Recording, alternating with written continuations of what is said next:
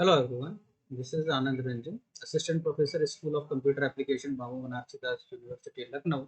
Welcome you all in the video lecture series of Digital Electronics. In this video, we will discuss the priority encoder circuit. One input will be entertained at a time, okay? We cannot handle two inputs. So in that case, the input will be prioritized on certain on the basis of certain logic. So what will be that logic means how we can implement that logic. This is the prime concern for the priority encoder, okay? Am I audible and the word is visual to all of you? Yeah. Yes, sir. Yes, sir. Okay. So today we will discuss the priority encoder, means how to prioritize the inputs, okay? So for example, let me first draw this. These are our input D0, D1, D2 and D3, and the inputs are X and Y, and this V is for the validation we are taking over here to validate our output, okay? So initially what we have assumed that no validation is there, means we do not validate any input, means we are not concerned with the priority, and so in that case whatever the input you are having, it doesn't make any output cut to that specific one. But as soon as we put this as one, means input one, and all other inputs 0, okay, in that case this is 0 0. Okay, let me first जब तक लोग आ रहे हैं तब तक मैं इसको इस टेबल को कंप्लीट कर लेता हूँ.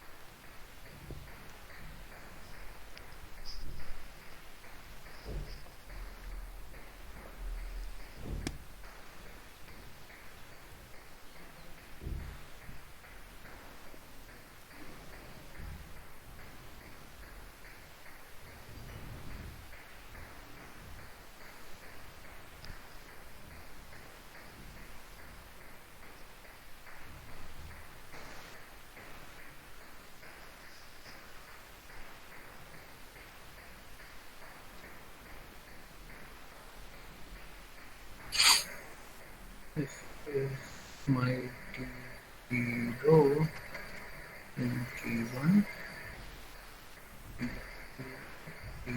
0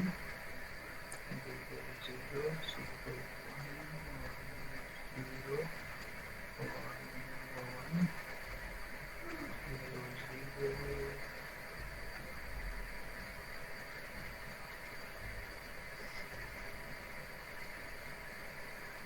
Also, let's write this is sir आप ये के मैप का ही बना रहे हो ना टेबल? सर ये क्या हुआ? बीच में 1 1 रहता है ना, 1 1 again 1 0. Okay, yes. Sorry. You are correct.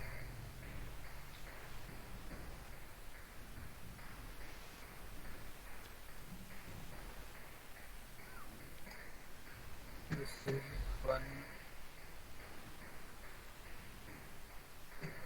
one just following the gray code pattern. Thanks for correcting me. 1 0. This is D2 bar, D3 bar.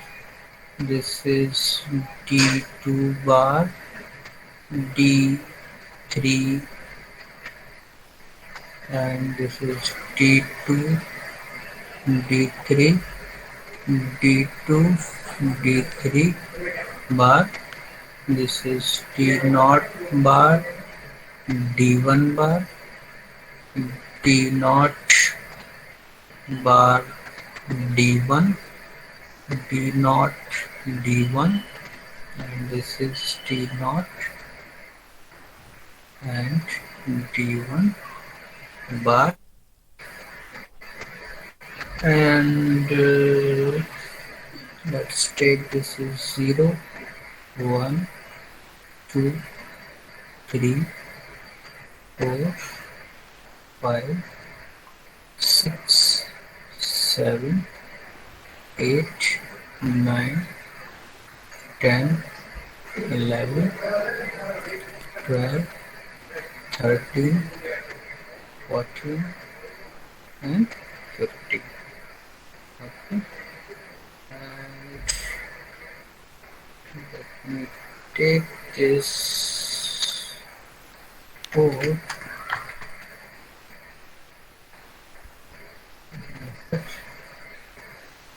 Here.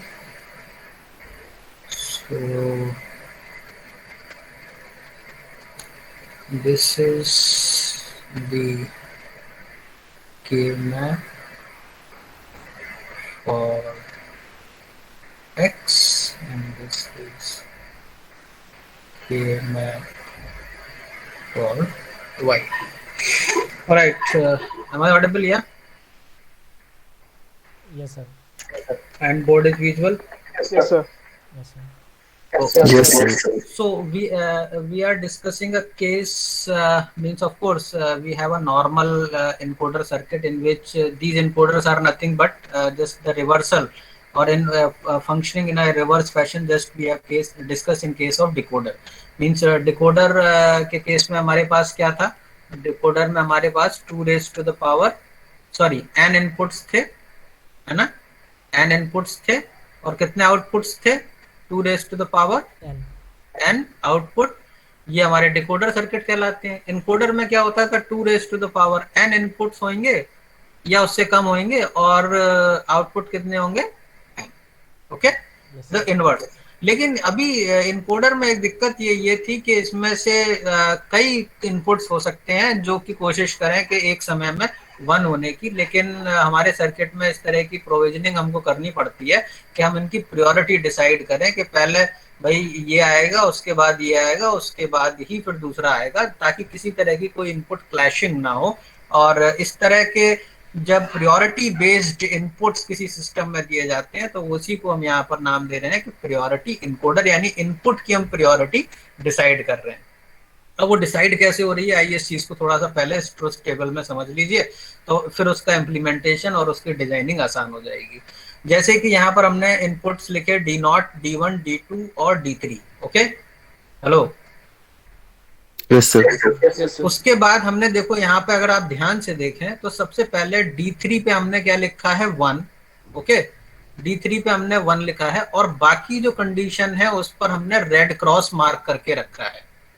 Okay, red cross mark करके रखा है. इसका मतलब ये हुआ कि D3 की प्रायोरिटी सबसे ज्यादा है. और ये जो X है, ये बेसिकली ये जो रेड क्रॉस बने हुए हैं, ये red cross basically don't care conditions हैं.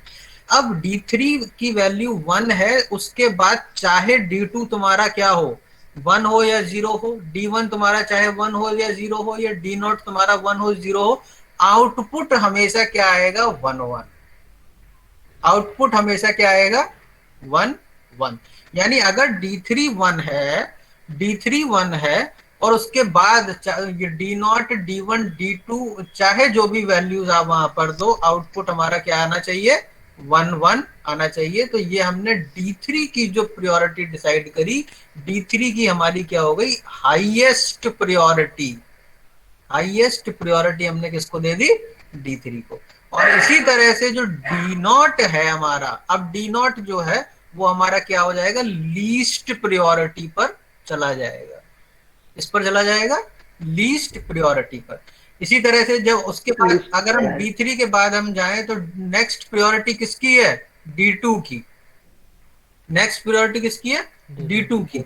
D2 के केस में अगर D2 1 है, D2 1 है, D3 0 है, फर्क नहीं पड़ता, चाहे D1 और D0 और D1 पे आप कुछ भी लगाओ, चाहे 0 लगाओ, चाहे 1 लगाओ, चाहे 0 लगाओ, चाहे 1 लगाओ, D1 पर आपका आउटपुट क्या आएगा, 1 0 1 0। तो इस तरह से हम अपने सिस्टम में क्या करते हैं, प्रायोरिटी डिसाइड करते हैं। लेकिन ये तो बात हो गई, चलो हमने इसको ट्रुथ टेबल में समझ लिया कि हमने किस तरह से इसकी प्रायोरिटी बनाई। अब इसको इम्प्लीमेंट कैसे करेंगे, एक लॉजिक गेट के माध्यम से, लॉजिक गेट की मदद से, उस चीज को अब हमको समझना है। तो देखिए सर इसका हाँ। ट्रू टेबल समझ में नहीं है, कैसे आपने राइट किया इसको? यहाँ पर 4 इनपुट आपके पास है। Yes sir. हमको प्रायोरिटी ये देनी है कि हम D3 को हाईएस्ट प्रायोरिटी पे रखना है, ठीक है। Yes sir. D3 के नीचे हमने लिख दिया 1, D3 के नीचे हमने क्या लिख दिया, 1, और बाकी के आगे हमने क्या लगा दिया, क्रॉस क्रॉस क्रॉस। अब ये क्रॉस का मतलब है ये क्या हो सकते हैं, ये 0 भी हो सकते हैं, 1 भी हो सकते हैं, 0 भी हो सकते हैं, 1 भी हो सकते हैं। लेकिन अगर D3 1 है तो उस केस में आउटपुट क्या आएगा आपका, x और y output, X Y output क्या आएगा, 1 1 1 1। Okay, yes sir. क्लियर है। Yes sir. इसी तरह से जब हमारा D2 है तो D2 के केस में कहने का मतलब ये है कि कहीं ना कहीं आपने इसमें एक सीक्वेंसिंग कर दी है, एक प्रायोरिटी डिसाइड कर दी है कि ये D3 हाईएस्ट प्रायोरिटी पर है। सबसे पहले ये 1 जब, अगर ये जब 1 होगा, जब ये 1 होगा, उस दौरान अगर कोई भी और चाह रहा होगा कि मतलब हम अपना इनपुट उस मशीन में भेज दें, चाहे D0 D1 D2 कुछ भी चाह रहे होंगे उस मशीन में इनपुट देना, तो वो नहीं दे सकते, क्योंकि हमने वहां पे प्रायोरिटी D3 की फिक्स करके रखी है, हाईएस्ट प्रायोरिटी। ओके, अगर D3 की प्रायोरिटी। अगर हाँ। सर हम यहाँ पे D3 का स्टार्टिंग में 1 कर दें, मतलब कि हाँ। जैसे आपने नीचे से किया है 1 और साथ ही हाँ। बाकी को क्रॉस कर दिया, ऊपर से ऐसे करें स्टार्टिंग में हाँ। D3 को 1 कर दें, बाकी तीनों को D1 D2 और D0 को क्रॉस कर दें। बिल्कुल कर सकते हैं, कंडीशन तो वही रहेगी, बस ऊपर नीचे हो जाएगा सारा सीक्वेंस। कंडीशन वही रहेगी, सीक्वेंस थोड़ा सा चेंज हो जाएगा। Okay, okay so in any machine if you want to prioritize something, for example होता है ना कि अगर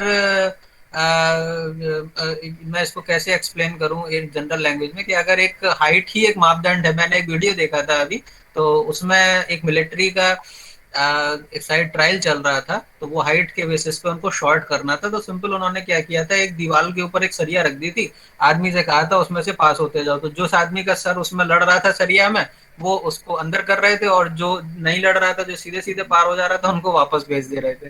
सो it means they actually prioritise the height, on the basis of height they actually select some of the candidates for the next round.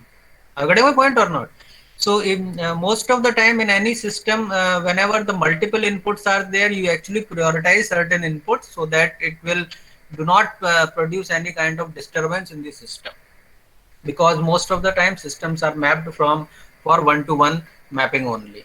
Okay, all right. Yes, sir. Yes, sir. Okay, so now now another interesting thing about this priority encoder is that this time we are having 4 inputs. Okay, 4 inputs means D0, D1, D2 and D3, and 2 output X and Y.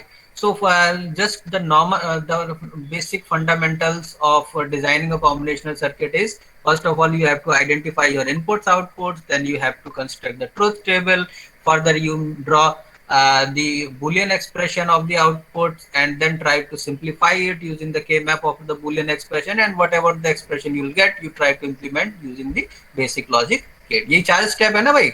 सबसे पहले आप अपने input output पता करो, उसके बाद क्या करो, उसकी ट्रुथ टेबल बनाओ, ट्रुथ टेबल बनाने के बाद क्या करो, उसके आउटपुट की जो बुलियन एक्सप्रेशन आई है उसको लिखो, उसको सिंप्लीफाई करो के मैप से, सिंप्लीफाई हो जाती है तो अच्छा है, नहीं होती है कोई बात नहीं, उसके बाद उस एक्सप्रेशन को बेसिक लॉजिक गेट से इम्प्लीमेंट कर दो। तो हम हमारा एक काम हो गया।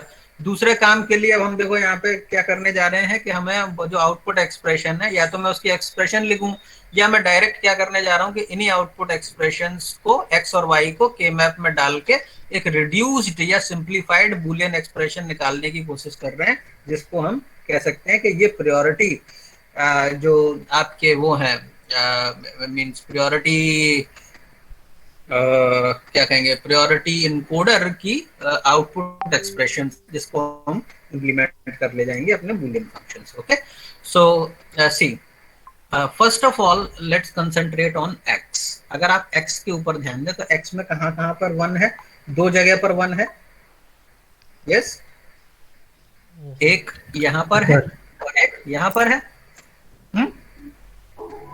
ठीक है। और Yes, sir. ये दोनों वन होने की कंडीशन में अगर आप ध्यान से देखिए, ये दोनों वन होने की कंडीशन यानी कि ये दोनों वन होने की कंडीशन कहाँ कहाँ पर है, यानी D2 और D3, D2 और D3 जहां जहां पर भी वन है वहां पर आप इसको मार्क कर सकते हो। ये थोड़ा ट्रिकी होने वाला है, थोड़ा ध्यान से समझिए। D2 और D3, D2 कहां पर है, ये रहा आपका D2, ये रहा D2 और ये रहा D3, ठीक है। तो D2 और D3 जहां पर भी उस सेक्शंस में है, उन हर सेक्शन में आप क्या कर दो, 1 1 1 उसको फिल कर दो, यानी कि यहां पर भी 1, यहां पर भी 1 और यहां पर भी 1। D2 D3 यहाँ पर है अलोन, यहाँ पे D2 D3 दोनों है और यहाँ पर सर लेकिन सर उसमें सेकंड वाले में D2 के ऊपर बार लगा हुआ है ना, कोई एक रहे उसमें से कभी भी हो जाएगा। देखो मेरी बात, एक रहे। मेरी एक बात ध्यान से देखो, जब पहला वाला 1 है ये 1, ठीक है, यस सर। तो ये 1 के लिए अगर आप यहाँ पर लिखते तो यहाँ पर देखो यहाँ क्या कॉम्बिनेशन है, डी नॉट, यहाँ पर आप क्या ले रहे हो, डी नॉट D1 बार, है ना, D nought yes D sir. Bar, यानी इसको आपको कंसिडर ही नहीं करना। उसके ये जो कंडीशन है D2 और D3, यानी D2 D3 बार, D2 यस सर। D3 बार, D2 D3 बार मतलब ये पूरा का पूरा ये जो कॉलम है ये क्या हो जाएगा, 1 1 1, ठीक है, ठीक है। इसी तरह से जब आप जाओगे दूसरे में, दूसरा 1 कहाँ है, यहाँ पर जो ऑप्शन आएगा वो आपका आएगा इसके साथ, यानी कि D2 एक हो जाएगा, ये 0 के साथ लोगे तो ये हो जाएगा D2 बार D3, D2 बार D3 कहाँ पर है, D2 बार ये रहा, D2 बार D3, तो ये सारे 1 हो गए। जब आप क्रॉस की जगह पर 0 ले रहे हो और जब क्रॉस की जगह 1 ले लोगे तो ये क्या हो जाएगा, D2 D3, D2 D3 मतलब ये सारे 1 हो गए। ओके, ये क्लियर है कि नहीं, पहले बताओ। सर एक बार और समझा दीजिए। सर एक बार और बता दीजिए। आओ सबसे पहले ये वाला 1 देखते हैं, ठीक है, जो मैंने अभी अभी रेड किया है। ये इसमें क्या, इसको आप जब नॉमनक्लेट करोगे तो ये क्या, आप इसको क्या पढ़ोगे, D2 D3 bar, yes sir, okay, D2 D3 bar, ये सही है, क्लियर है। उसके बाद ये कॉम्बिनेशन चाहे जो भी हो, मतलब आप इंटरेस्टिंगली बात समझिएगा कि D0 और D1 जो है वो क्या रिप्रेजेंट कर रहे हैं, आपकी रो, hello, yes sir, D0 D1 क्या रिप्रेजेंट कर रहे हैं, रो, और D2 D3 क्या रिप्रेजेंट कर रहे हैं, कॉलम। Yes sir. तो जब आपने पहला वाला 1 पकड़ा तो वहां पर वो क्या कह रहा है कि D0 D1 क्या है, क्रॉस क्रॉस, यानी कि वो कुछ भी हो कोई फर्क नहीं पड़ता, यानी सारे आप लेने पड़ेंगे आपको। Yes sir. और कॉलम कौन सा लेना है, D2 D3 बार, तो D2 D3 बार कॉलम कौन सा है, ये वाला लास्ट वाला कॉलम। Yes sir. तो इसलिए सारे कॉलम में हमने क्या लिख दिया, 1 1 1 1 1, ठीक है। यस सर, ये समझ में आया। यस सर, अब आओ नीचे, नीचे वाले वन में क्या है, D2 के नीचे क्या लिखा है, क्रॉस, और D3 के नीचे 1। D2 के नीचे लिखा है क्रॉस, D3 के नीचे क्या लिखा है 1। तो यहाँ पे दो कंडीशन बन सकती है ना, एक क्या बन सकती है डी, और बाकी दो D0 D1 तो क्रॉस क्रॉस है तो कोई फर्क ही नहीं पड़ता, उससे कोई रो नहीं लेनी है, आपको सारे कॉलम चूज करने हैं। तो अब D2 एक बार आपने क्या लिया, D2 को लिया 0, तो D2 जब 0 लेंगे तो ये क्या हो जाएगा, D2 बार D3। Yes sir. तो D2 बार D3 में ये वाला कॉलम पूरा भर दिया। यस सर, समझ आ गया। और एक बार आपने D2 कर लिया 1, तो 1 लेने में क्या हो जाएगा, D2 D3, आपने ये वाला कॉलम पूरा भर दिया। रो की यहाँ पे बात ही नहीं हो रही है क्योंकि रो डोंट केयर कंडीशन में चली गई। Clear? Yes sir. Yes yes समझ में आया सबको? Yes sir. और जब अब एक बार आपने इसको फिल कर लिया तो अब आप यहाँ पे क्या कर सकते हैं, यहाँ पर आप 8 एडजेसेंट सेल की ग्रुपिंग कर सकते हो। Yes, hello, yes sir. these are yes sir, group of 8 adjacent दो cells। ऑक्टेट बनेंगे। 2 ऑक्टेट बनेंगे। जब इसको सॉल्व करेंगे, पहले ऑक्टेट को सॉल्व करेंगे तो क्या मिलेगा,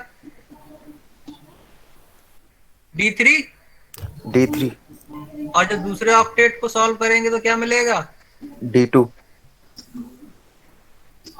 हाँ, D2 D2, D2। तो यानी कि जो x को आपने सिंप्लीफाई किया तो x इज इक्वल टू क्या आ गया, D2 plus D3। Yes sir. Yes sir. D2 plus D3। आइए इसी तरह से जरा इसको भी देखें y को। तो y के लिए मुझे कौन बताएगा, तो y में पहला 1 ये है, ठीक है, पहला 1 ये है।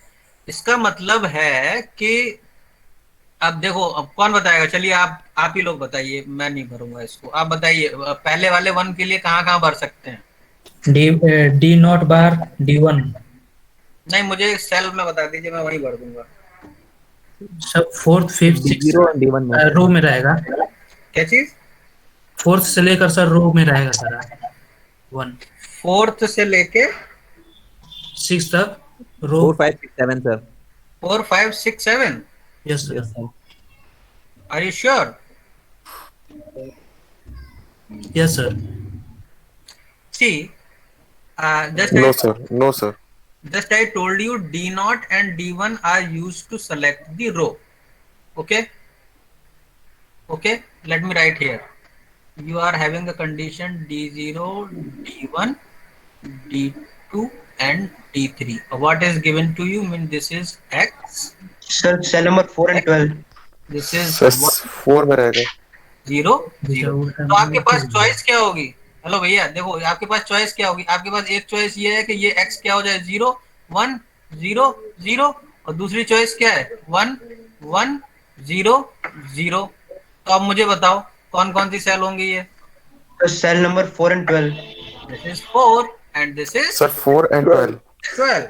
okay, this is 4 and this is 12. So let me write here, this is my 4 and this is 12.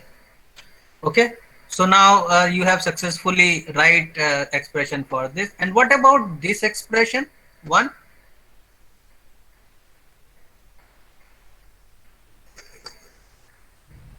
बताइए।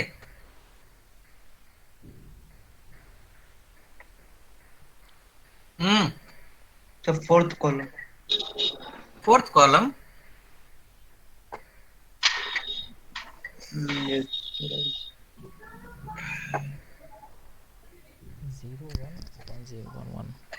सर एक तो 1 पे रहेगा, फिर 2 3 सर एक 3 पे रहेगा और 2 पे। 3 2 1। D0 D1 2 D3। कंडीशन क्या है हमारे पास, x x x और ये दी है ना, है ना। Yes sir. तो बताइए 3 2। क्या हो सकता है। 3 2। देखो रो से तो मतलब ही खत्म हो गया, यस सर। रो का कोई रोल ही नहीं रहा। अब कौन कौन से ले सकते हो आप, ये एक तो आपके पास 0 1 और 1 1, ये वाला कॉलम लेना है। तो 0 1 वाला कॉलम कौन सा है? 0 1 वाला कॉलम ये रहा, और 1 1 वाला 1 कॉलम 1 और 3 यस, 1 और 3 यस सर। तो ये सारे भर दो। 1 और 3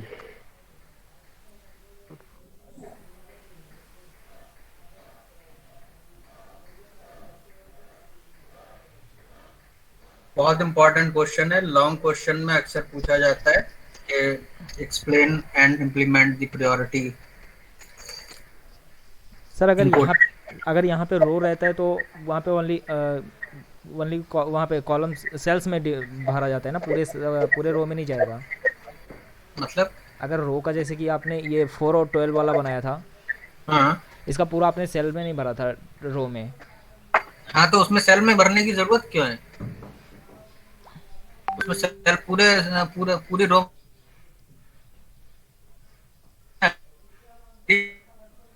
D0 D1 D2 and D0। Condition यहाँ पर क्या है? ये हमको यहाँ पर केवल डोंट केयर थी ना, यहाँ पर 1 और यहाँ पर 0 0, तो कॉलम तो पहले से ही सेलेक्ट है ना 0 0, ये वाला। Yes sir. भाई 0 0 कॉलम तो यही हो गया ना। Yes sir. Yes sir. अब बात हो रही है रो की, तो रो कौन सी लोगे तुम? 0 1, तो ये वाली रो ले ली, और एक बार 1 1 ये वाली रो ले ली, तो ये 1 1 भर गए ना। Yes sir. Clear? Yes sir, clear. Yes sir. Okay. So now next task is just to group. तो grouping करिए। सर 1 octet 1 quad, हाँ? 1 octet and 1 quad. Very good. Octet and 1 quad. So this is your 1 octet. And by simplifying this octet, what you will get? So D3. D3. And this is 1 quad. So once you solve this quad, what you will get? So D1. D1 D1 sir D1 D2 bar. D1 and D2 bar. D1 and D2 bar. So finally your y expression is D1 D2 bar plus D3. okay. These are your important conclusion. And finally the priority, because this validation column, to write the validation column you have to include all the outputs, means v is equal to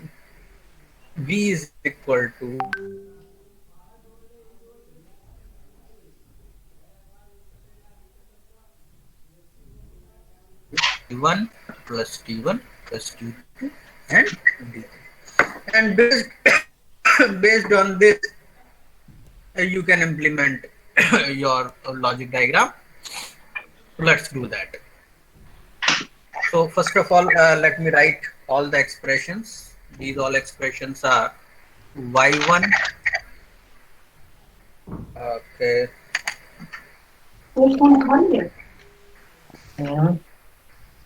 x is equal to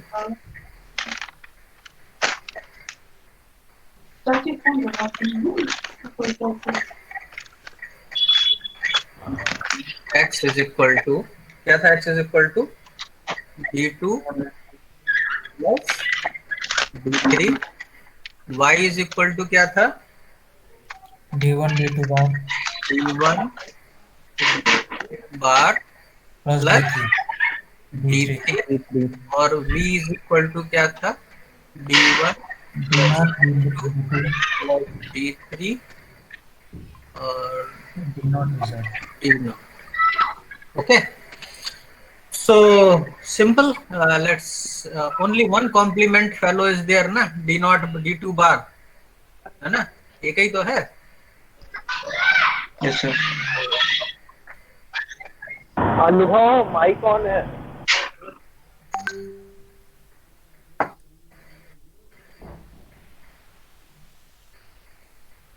Let's take this is as d3, this is d2, and because हमें d2 का बार भी चाहिए तो इसके complement ले लेते हैं यहाँ पे नॉट गेट लगा के।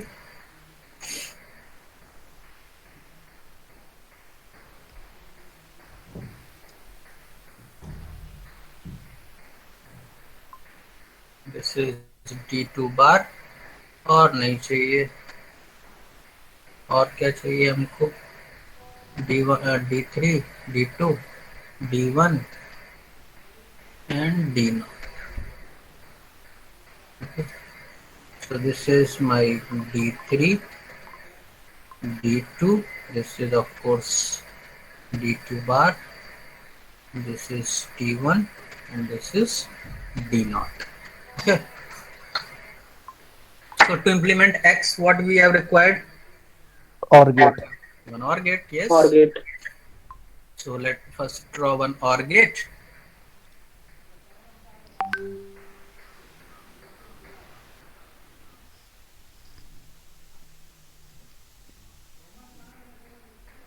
And in that OR gate, pass connect D2 and D3. This is D2 and this is D3.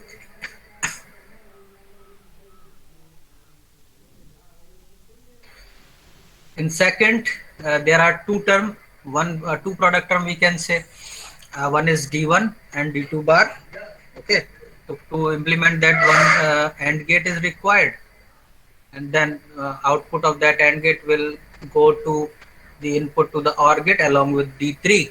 So first of all, let me draw one AND gate.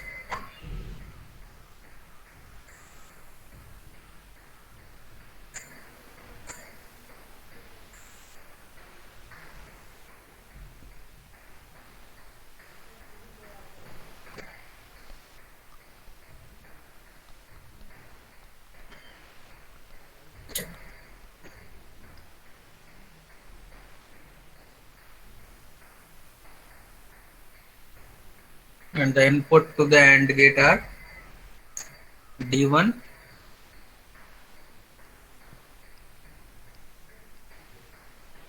and D2 bar. D2 bar. So the output is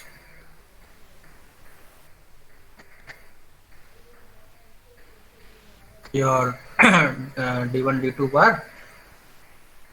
Let's take D3 also. D3 and pass this D3 with this into one OR gate.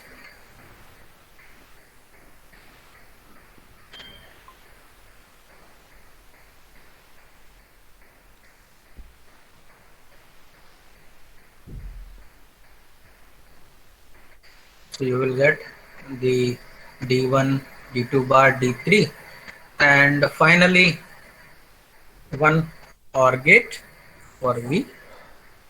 So,